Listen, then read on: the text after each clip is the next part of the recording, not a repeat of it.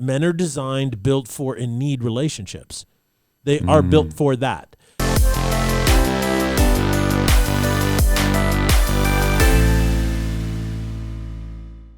Ladies and gentlemen, welcome to the Salty Pastor Podcast, a podcast dedicated to helping you learn and grow in your faith. It is a journey of faith that you must go on. You are on a journey of faith whether you want to be or not, and you're either growing or shrinking in your faith. And while we here at the Salty Pastor believe that you have to figure things out, you have to decide for yourself, you have to think for yourself, you have to critically think, it is your journey. That doesn't mean you have to do it alone. We can come alongside you to encourage you, to challenge you, to entertain you sometimes with some bad jokes, but ultimately we want to be part of your journey, but you are the one that's on the journey. We are not going to be able to do it for you. So Amen. My name is Jesse Maher. I'll be your host, but we cannot do the Salty Pastor Podcast without the Salty Pastor himself, Dr. Douglas Peake. So good to be here, everybody. If you're listening to this podcast, Jesse got a brand new haircut. Boy, he's looking for our audio only people, I look great. You look great. You look fly. So I was getting a little. Yeah, I'm really excited about what we're talking about right now. I think it's so seminal. I think that everybody agrees that relationships, particularly when it comes to men, are just not in a good place. And the question is, why is that? And, the common, stereotype is, well, the problem is men. It's always been men, and men need to figure it out and level up. And I'm like, really? Is that it? Maybe we need a deeper analysis and think through these things critically. So I'm excited about this current series that we're doing, and I think we're going to discover some things. And, of course, I'm going to be salty again and say some things that are going to make you think. But my goal isn't to tell you what to think, but to say these things so that you think about them and come to your own conclusions. Absolutely. And our series is focused on men. We're calling it Desperado. So if you missed our worship team's cover of the song last week, you should definitely go back and watch that, and or do both, and also listen to the sermon if you haven't seen it, because the message was really great.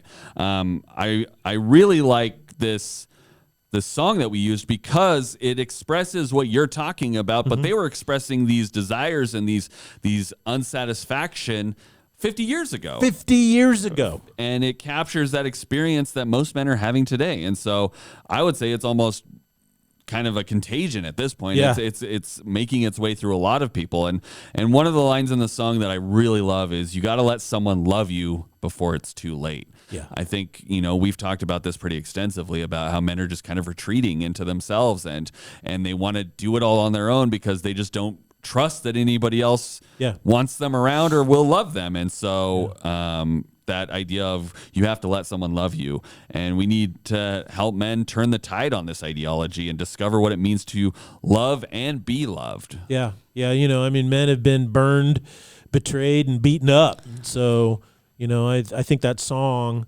captures, that ethos is, it's not that men are weak. It's just that it's better for me to just be out here, do my own thing, and just not really care or engage anymore.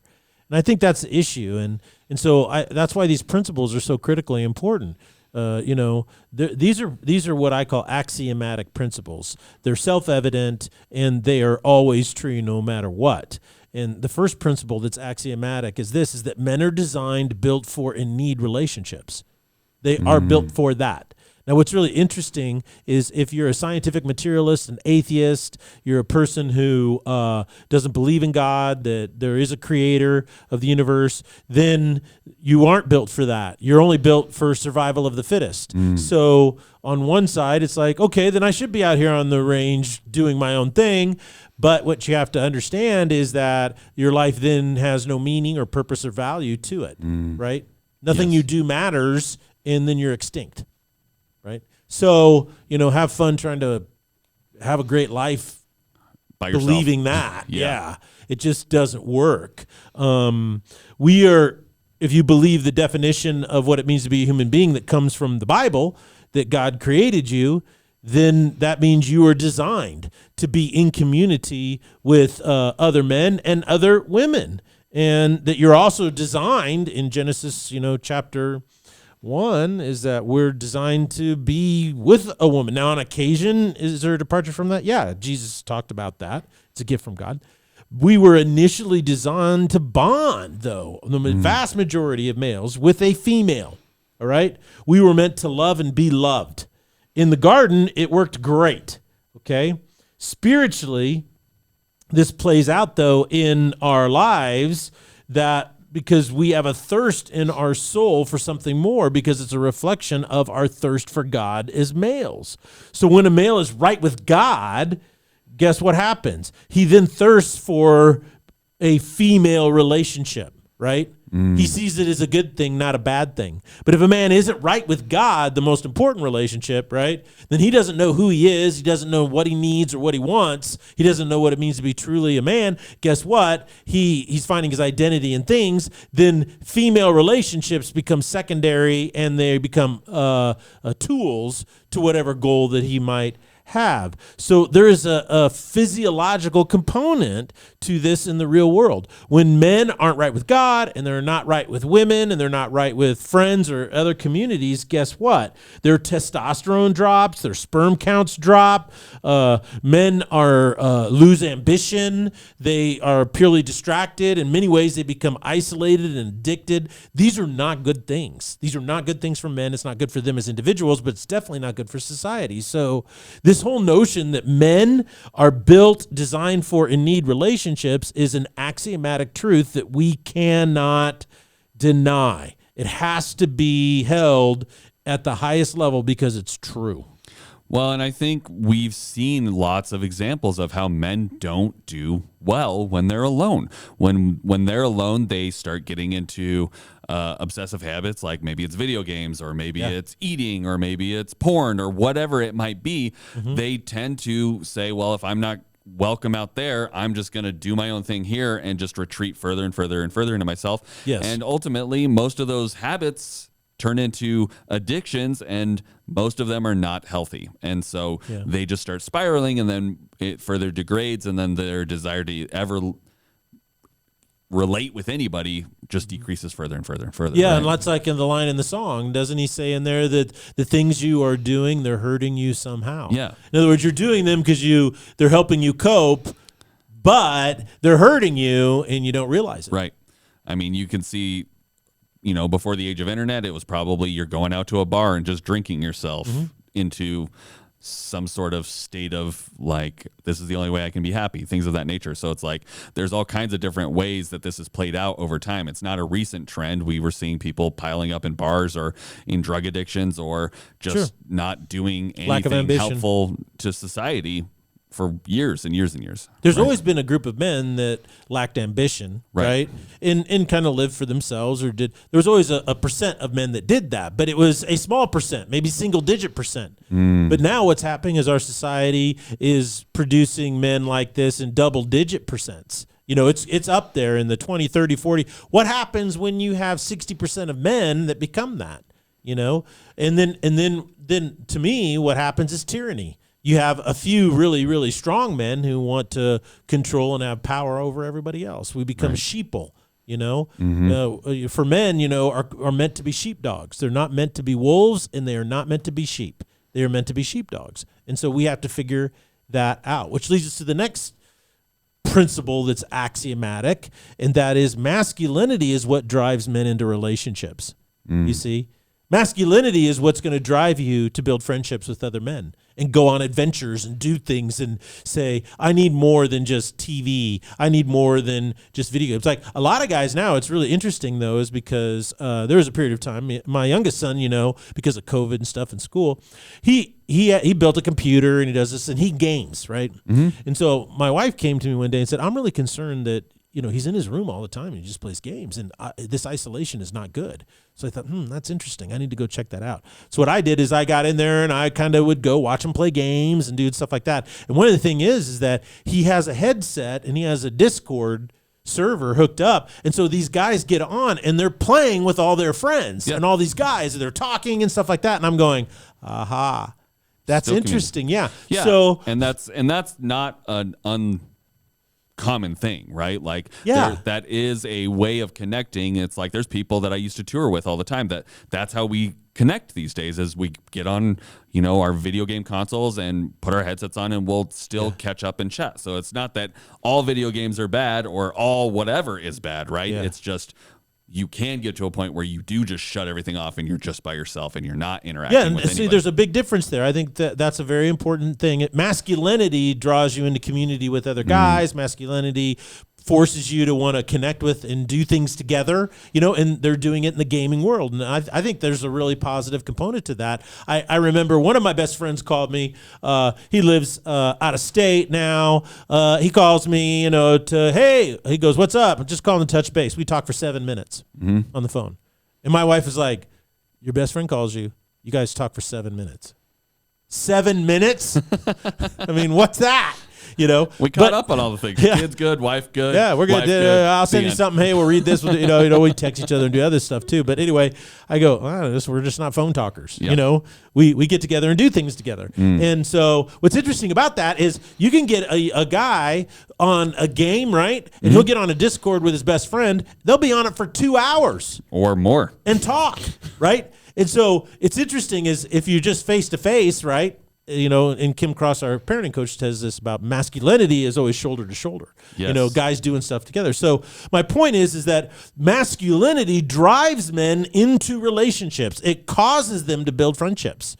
It causes them to want to get married, right? It's their masculinity. If a guy is disinterested in sex, if he's disinterested in children, disinterested in family, he feels his life has no purpose, and he can watch a little porn on the side. So what? Why do I need a woman and all that aggravation? But it's masculine men who want to leave their mark on the world. They want to have a legacy and they want to make a difference. That's masculinity that drives them to marriage. That masculinity drives them to say, I just don't want to live for myself. I want to have a woman that I provide for and protect and secure, and I make her life in this world better because I'm running interference for her and I'm creating a safe environment for her to thrive and prosper. That's a masculine quality. And so the more we de-emphasize masculinity, guess what? You get a whole lot less of that. And we see that in the stats. All these guys, 60% of males under 30 are not married. Between the ages of 20 and 30 years old are not married. And half of those guys have no desire to get married or even go out on a date with a woman. To me, that's a scary stat because what that says is that masculinity is dropping. Testosterone is dropping. Sperm counts are dropping. Right. And so I just think masculinity, we need a lot more of it. What's interesting is when your soul is awakened, right? When your soul is really awakened as a man, is when your masculinity really becomes more important to you. Well, you're becoming more of yourself, right? It's like, and then you start discovering who you really are. I've seen, I was talking to my small group about this the other day. My time here at Foothills has really increased my understanding of what a man is supposed to be. Are the men in my life all perfect? No. I'll vouch for that. My walk with Jesus has awakened my desire to discover the authentic masculinity. Right. And there are men in my life that demonstrate aspects of that very well. And so I've personally gone through this just in the last 3 to 4 years I've been here. I've seen a huge growth in the way I interact with other men, which was never my strong suit. It's like I can talk to girls all day because I used to dance, and I was more comfortable with women than I was with being around other men. And now it's like I can hold my own conversation. I may not be into as much shooting or whatever is considered masculine pursuits, activities, but I can have an authentic conversation about what God believes masculinity is and how we may pursue different interests as far as our hobbies, but we are aligned in the way we should be protecting our families and striving in the world. So and building and innovating and creating. One of my favorite philosophers and apologists is William Lane Craig, and he says, I came to faith when I was a junior, senior in high school, and he said, even though salvation is awesome, redemption is great, blah, blah, he goes, the most important thing that it did for me is it gave my life meaning. He said my life now had meaning. It wasn't just I'm going to exist and die and go extinct. Men must have a reason for living. You have to have something that you're living for. Martin Luther King Jr. said this. He goes, if a man doesn't have anything worth dying for, he isn't fit to live. And that's the problem, is that all of these young men are being raised in a system that is destroying their will to live. Our society is hell-bent on diminishing masculinity, destroying masculinity in males at every level. According to Christina Hoff Sommers, our educational system is designed to treat boys like girls. She says girls are the gold standard and boys are deficient. School districts across the country are adopting radical gender ideology policies that state there's no difference between a male or a female. This is terrible. Disney is now specifically using its platform for families and children to push sexuality themes, sexual themes, LGBTQ plus ideology. You know, they're doing it in their movies. You know, the biggest thing right now was they made a cartoon with Buzz Lightyear or something, and they put these lesbian relationships in it, and then it bombs at the box office. And the reason why it bombs is because why? People are what? Homophobic or something. And you're like, okay, that has nothing to do with it. I watched the movie. The movie was just bad in general. The movie was just bad in general. Yeah. So I just find that interesting. Universities across the land are requiring males to sit through freshman orientation courses, right? And when they're in there, the vast majority of them require you to watch a propaganda film called The Masks We Wear. And the whole point of this propaganda film is to say that males are all toxic because they're males. You know, this is absolutely ridiculous. And so what happens is we're trying to destroy masculinity and then what happens is females are now upset with what they've produced. I got a video from this gal who analyzes this. I really think it's kind of interesting what she says. She shows a real life situation where a woman needs help and no guy will help her and why it happens. Her analysis is really interesting. Let's listen. I haven't seen this, but I think I can already have an idea. No, this is different than you think it's going to be. This is too much. Girlfriend got stuck. Bail out. Just bail. She got stuck. She didn't want to throw it. So now she's trying to get guys to come over and help her to lift that thing off her back. And I guarantee you there are guys that saw what was going on and were like, I'm staying out of this. I don't want to be in some video. I'm not getting involved. I'm approaching her, all that. And this is what I say about like feminism wrecking men, because your natural instinct as a man would just be like, let me go over and help this woman, right? Normal. You got to be afraid to do everything now. And I think that's why when people say the death of gentlemen and all this, women complain. I saw a video of a very prominent female figure being like, oh, all the good men are gone. It's like, well, you killed them. You killed whatever was inside of them that would have made them actually act like men. Guys are afraid to be men. Yeah. Feminism has disincentivized men from being gentlemen. Isn't that interesting? She says the natural instinct would be to go help.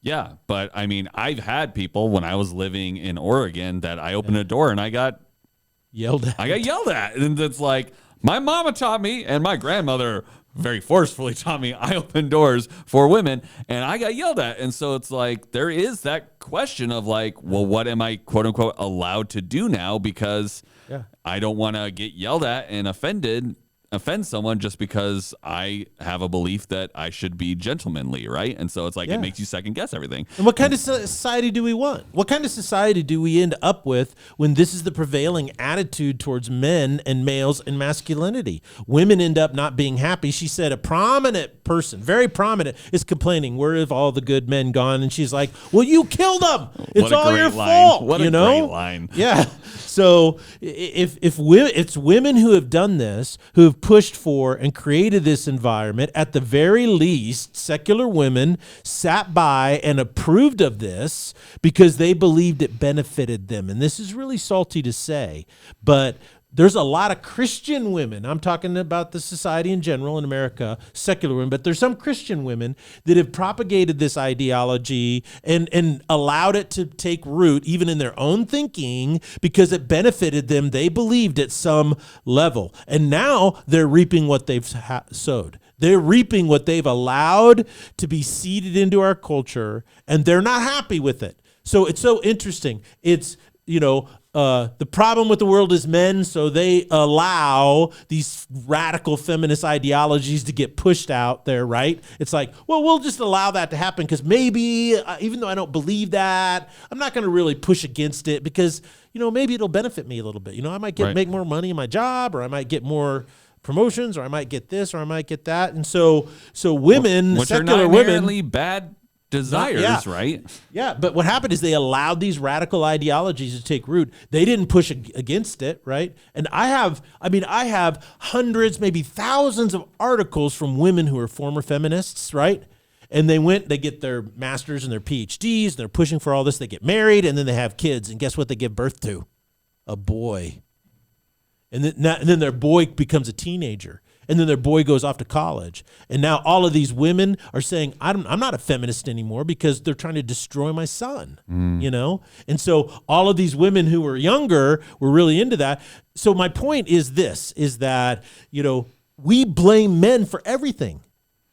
It is interesting that the phrase "where have all the good men gone" implies that there were good men and Yeah. they weren't all bad, toxic, terrible things, Yeah. which is the general story these days. Is basically every man that has existed before now has caused all of these problems and they're all terrible, and making all these generalizations about all the men. But then you use the phrase, well, where have all the good men gone? And it's like, well, there had to have been good men. You're not. This is a making catch-22. sense. It's not making There's sense. either good men or there's not good men, but the way the media portrays it and the feminist ideologies that some of these extreme people are doing, it's no, every single man on the planet's bad. Basically, there was a joke in an old Boy Meets World episode way back in the 90s. Yeah. And Topanga, who at that point, early in her character development, they do this like future casting of what they're going to grow up and be. And she says she's going to be president of the United States.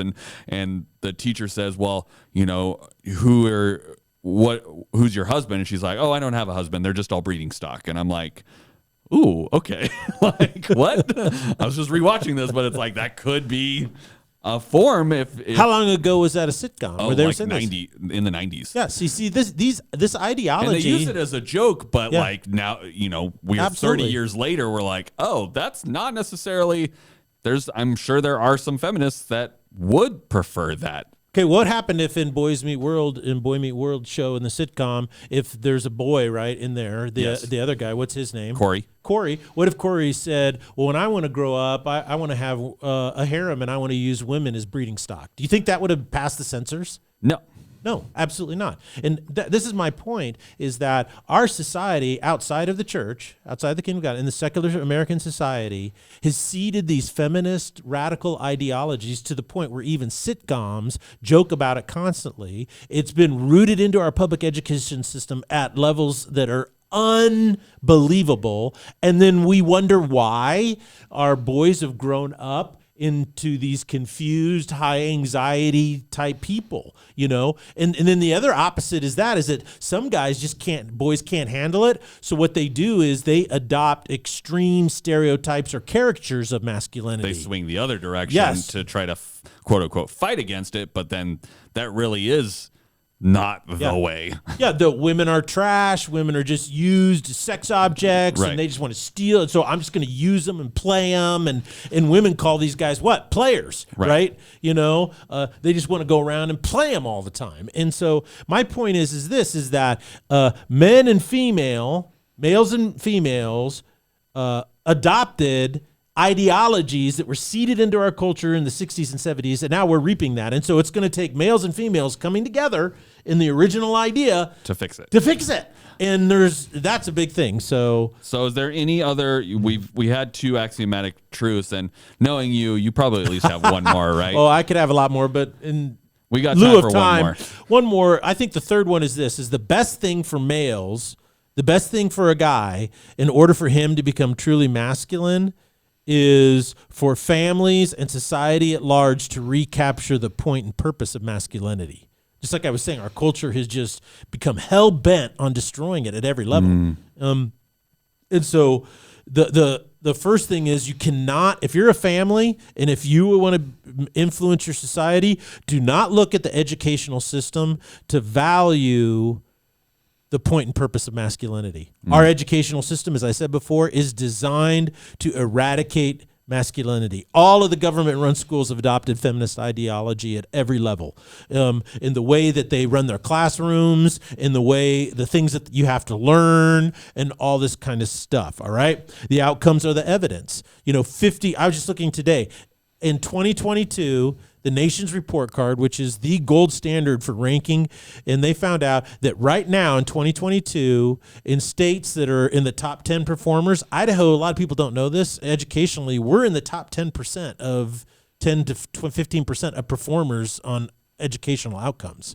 You never hear that. No, we just get the stat that we spend the least Which- amount of well, yeah, money, so- so we're which is- probably yeah, which but- everyone associates as, well, is they're doing probably poorly. dumb potato farmers. Yeah, but we're in the top. But even then, even though we're like when it comes to math, we're in like the top 7 of all states on outcomes. But guess what? That only means that 32% of our kids can do math at 8th grade level. It's a low bar to achieve. It's a low bar to be in the top 10. And this is what's so amazing is that the outcomes are that way. Because of why? Because our schools aren't interested in educating kids anymore. It's interested in propagating these ideologies. They've become so hell-bent on this because it's all about political control. And if you really want me to get ranting and raving about it, I'll talk about social theory and Marxist ideology and where all this comes from. You know, half of the private schools out there today have gone woke and adopted these Marxist feminist ideologies. Half of the private schools that you send your kids to, right? Once they get to university, it's 10 times as bad. It is 10 times as bad. And so it's not good. Don't look to the media to value or recapture the point and purpose of masculinity. Social media is more interested in these ideologies and strong women characters. Hollywood is built on stereotypes. As I said before, there hasn't been a positive portrayal of a man in a movie or social media unless it's a caricature of masculinity. You know, you can't look at the stereotypes of our society. Our society created a caricature of masculinity. It's 100% determined by outward appearance. You know, you got to be 6'4", 250 pounds, 6-pack ab, and a beard that goes halfway down your chest. You know, oh, that's masculinity. So you know, what does every guy that doesn't have that think? Well, I'm not a man's man because I don't look like that. Right. And I was reading a stat the other day. Do you know how many people, males and females in American society, have a 6-pack ab? I'm sure it's not a lot. Less than 1%. I mean, that tracks. Out of 335 million people, less than 1% actually have a 6-pack ab. And yet we hold that up as the gold standard, you know. Right. And you can also use this axiomatic analysis on females. You know, these poor girls grow up with these magazines and movies, and that is that, well, this is the perfect, female physique. Right. And this is horrible for them because we're not teaching people what is true feminine and what is true masculine. We use stereotypes to do it. The only places that have a modicum of masculinity for boys is athletics. And this is why so many families have their boys involved in athletics. It's in athletics where boys learn discipline, teamwork, pulling your own weight, accepting responsibility for your failures, and most importantly, competition. Competition is critical for males in developing masculinity. Is competition the goal? No. But it is a process, right? A perfect example is, I tell this story, is this mom is trying to get her son to drink milk, right? And her son says, no, I'm not doing it. And so she got in a power struggle with him. And she comes. So dad gets home from work at that time. And she goes, I'm at wit's end. I'm going to pull my hair out. Your son, he won't even drink his milk. And dad goes, okay, I'll take care of it. So dad goes, grabs a gallon of milk out of a thing and a glass and sits down at the table. And he pours him a glass. And he goes, I bet you I could drink mine faster than yours. And that kid grabbed it and started chugging it. And he chugs his and he slams it down. And he goes, beat you every time. He goes, so here she's trying to get him to drink his milk. Dad does it in the blink of an eye. How? Right. Turns it into competition. Yes. You see, that is a natural instinct in males. It's a part of your biology, your neural wiring of your brain. And our society is hell-bent on destroying that in males. And you will not like what you get. You will not like the society that you get. It will be psychopathic, right? It'll be filled with psychopaths and beta sheep. That's it. And no one will be happy. Fundamentally, males are meant to be masculine. There's no way around this fact. It is rooted in their biology. And when you are flooded with testosterone as a fetus, and then when you hit puberty and you're flooded with another role of testosterone, your body and your brain are radically changed, okay? It changes how you think, what your brain focuses on, how it processes information. It focuses on your bone structure, your muscle mass. A lot of people don't know this, but 1 pound of muscle mass is more dense and more powerful than 1 pound of female muscle mass, all because of testosterone, that hormone, and how it has changed us. It's not only rooted in your biology, you're meant to be masculine in your psychology. Men who are married and have children are happy and more successful, and they actually live longer than anybody else. Despite parents saying you're going to put me in a grave early. Yeah, exactly, to their kids. Yeah, they have more meaning and purpose in their lives. So in your psychology, the masculinity is rooted there to go out and to provide and protect. Your life has more meaning when what you do is done in service and protection and provision for other people around you. But most importantly, more than anything anything else, it's really critical that you hear this, salty pastor audience. It's rooted in your spirituality. Males are meant to reflect the image of God, and that is a masculine calling. And this can only be done when you're right with God and you're following a king. It brings a sense of discipline and focus. A lot of people don't realize how powerful monogamy is. It's a masculine trait and how powerful it is. I got a video of this gal who talks about the importance of monogamy on society. Listen to this. The men who are being squeezed out of the marriage market, what does Mother Nature do to them to help them find a mate? Raises their testosterone, makes them more hypersexual, makes them more aggressive, actually raises crime rates. Monogamy is good for humans because it's good for cultures and societies.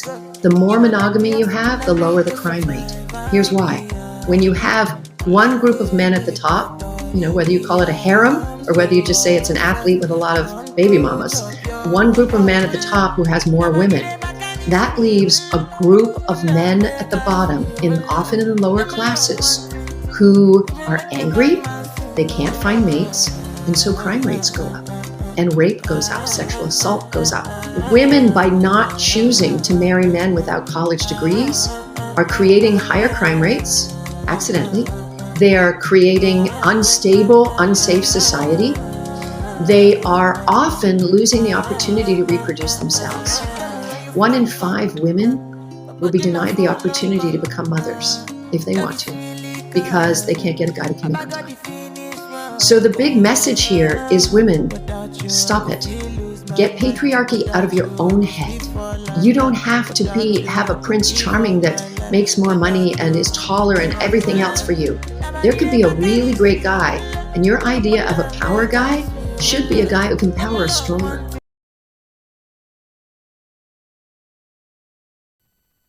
Isn't that interesting how she says that monogamy is so powerful because it